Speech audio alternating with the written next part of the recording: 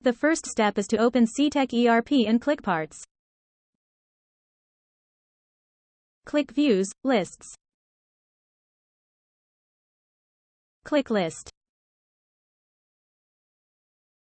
You can either enter a specific part number or search by some other filter. Or you can just click Submit to view the full list of parts. Here, we'll select a specific part and search for it. Click Submit to initiate the search. Click into the part number.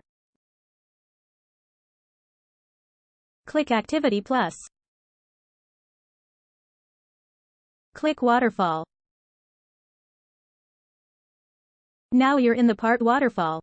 On the left-hand side are demand signals, open sales bookings, and their relevant dates. On the right-hand side are the supply signals for this part.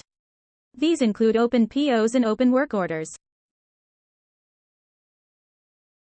At the bottom is the projected quantity on hand, taking into account the most up-to-date allocation data. The part Waterfall is useful for purchasing decisions. To create a P-quote straight from this screen, click the blue Create P-quote button. That's it. You're done. You've looked up a part Waterfall.